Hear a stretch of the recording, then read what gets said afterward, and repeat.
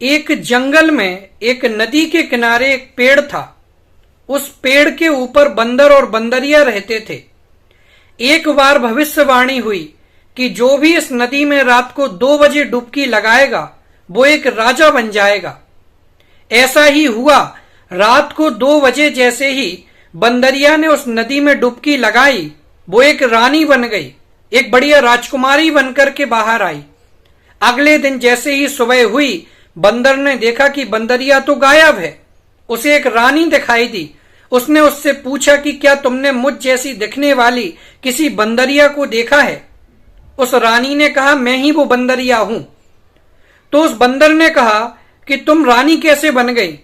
तो बंदरिया ने कहा कि रात को मैंने 2 बजे इस नदी में छलांग लगा दी थी, इसके कारण से मैं रानी बन गई।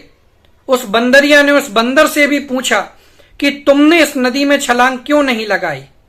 तो बंदर ने कहा कि मैंने उस भविष्यवाणी के ऊपर भरोसा नहीं किया था। मैंने सोचा क्या पता राजा बना या नहीं बना, इसलिए मैं उसमें नहीं कूदा। तो रानी ने कहा, कम से कम तुझे एक बार प्रयास तो करना चाहिए था। अगर तू राजा नहीं बनता तो कम से कम बंदर तो बना ही रहता। तेरे प्रयास करने में क्या जाता था?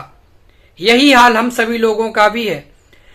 जो लोग रिस्क नहीं लेते हैं वो ये बात समझ लीजिए कि जिंदगी में आगे नहीं बढ़ते। उन्हें आगे का रास्ता नहीं दिखता। वो अपने जीवन में ऊंचे लक्ष्यों को अचीव नहीं कर पाते। इसलिए हमें ध्यान रखना है, हमें अपने जीवन में किसी भी कीमत पर रिस्क लेना है।